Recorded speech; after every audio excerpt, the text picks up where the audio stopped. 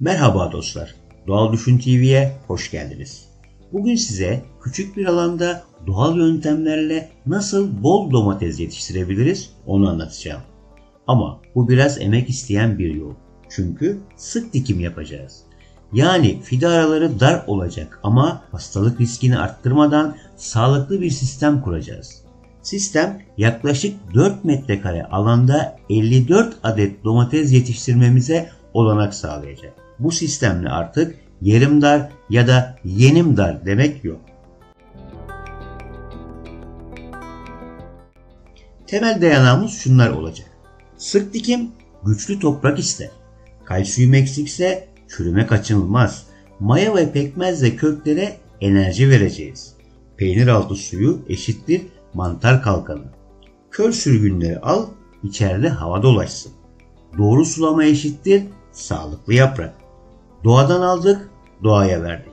Bu şekilde bir yol haritasıyla az alanda çok fazla ürün alabilmek mümkündür. Aksi büyük sıkıntılara gebe. İlk adım her zaman olduğu gibi toprak. Güçlü toprak yoksa güçlü domates de olmaz. Domatesler çok besin isteyen bitkilerdir. Toprağa iyi yanmış çiftlik gübresi veriyoruz. Üstüne biraz odun külü, biraz da kompost ekliyoruz. Bu bitkiye ilk desteği veriyor. Ancak bu işin en güzeli kış ayından çıkar çıkmaz toprağımızı yeni sezon için hazırlamaktır. Şubat ayında toprağımızı hazırlarız, Mayıs ayında dikim yaparız. Gübresi oturur, mikroorganizması canlanır, çoğalır. Bu arada gübre verirken en azından ilk dönemde azotu fazla kaçırmayın. Yoksa domates sadece yaprak yapar, meyveye sıra gelmez.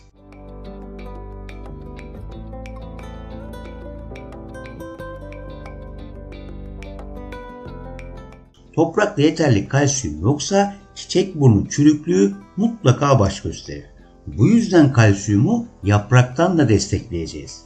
Sirke içinde birkaç gün beklettiğimiz yumurta kabuklarının suyunu süzüp yapraklara püskürtüyoruz.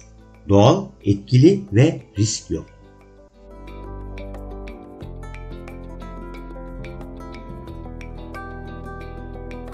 Toprağı hazırlarken bir tutam maya serpin toprağa. Toprak güçlensin diye. Oran çok önemli değil. Şöyle elinizle biraz serpin.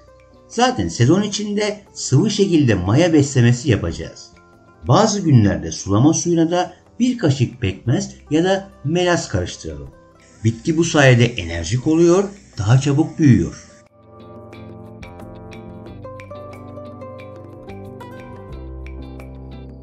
Şimdi dikim kısmına gelelim. Ancak hemen unutmadan hatırlatalım. Bu sistem sırık domateslerde işe yarar. Görüntüdeki fidelerin bazıları dikim için geç kalındığından dolayı sanki biraz kendinden geçmiş gibi. Ama merak etmeyin, toprağa geçince canlanacak, serpilecek. Domatesde erken dikim sorun olduğu gibi geç dikimde de bu tür sorunlar yaşayabilirsiniz. Önemli olan strese sokmayın, şoka girmesin. Fideleri düzgün bir sırayla ama aralarına 30-35 santim boşluk bırakacak şekilde dikiyoruz. Hatta geniş bir çukur açın, iki fideyi araya bir destek çubuğu koyacağımızı düşünerek sırt sırta gelecek şekilde dikin. Sıralar arasında 50-60 santim kadar mesafe bırakmak yeterli. Böylece sık ama boğucu olmayan bir yerleşim sağlıyoruz. Sırt sırta ama nefes alan bir sistem kurmak önemli. Dikim çukuruna daha önceki videolarda anlattığım gibi takviyeleri koymayı ihmal etmeyin. Fide güçlü başlasın istiyoruz.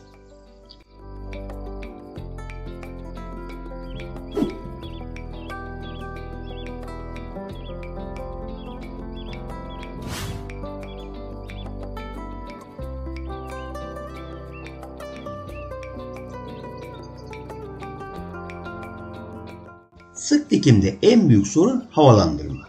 Budama bu yüzden şart. Özellikle kör sürgünleri yani yaprak koltuklarından çıkan küçük dalları alıyoruz.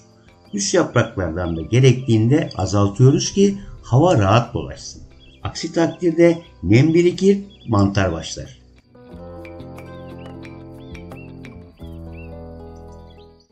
Yaprakları mantara karşı korumak için düzenli olarak peyniraltı suyunu kullanacağız.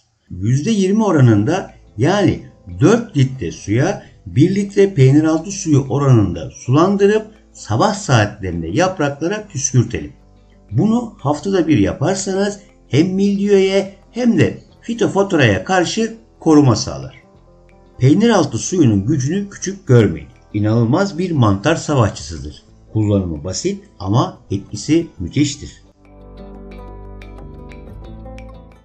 Sulamada dikkatli olun. Domates suyu sever ama yaprağı sevmez. Yapraklara su değerse mantar hastalıkları hızla yayılır.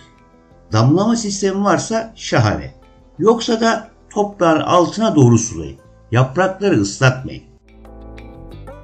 Normalde fide dikiminden 15 gün sonra gübre verilmeye başlanır. Ama bu sistemi desteklemek için 10 gün sonra organik bir destek vereceğiz.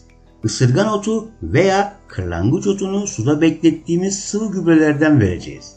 Bu suyu hem toprağa hem yaprağa uygulayabilirsiniz. Bitkiyi koruyor, güçlendiriyor. Unutmayın, içinde ısırgan olan su yaprağa şifa verir, sadece temiz su hastalık getirir. Bu ısırganın gücünden kaynaklanıyor. Toprağın yüzeyi çabuk kuruyorsa çapa yapın ya da en güzeli malçlayın. Malç toprağın nemini tutar, ısıyı dengeler ve ot çıkmasını engeller. Bu sayede hem sulama azalır hem kökler serin kalır. Sakın toprağın kaymaklaşmasına izin vermeyin.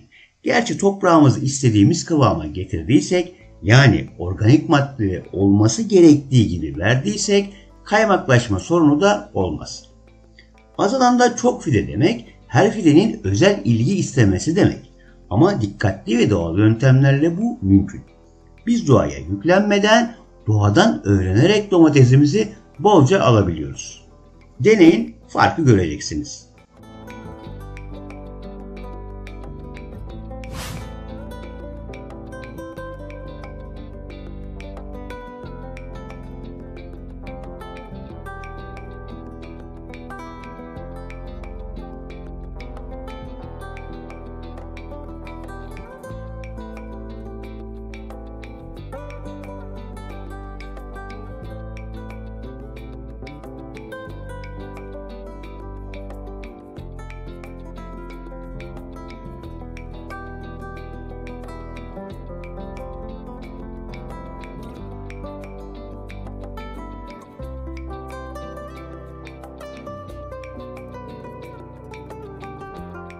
Doğanın ritmine güvenin, toprağa kulak verin. Bir sonraki hikayemizde görüşmek üzere. Takipte kalın, doğada kalın ve hoşça kalın.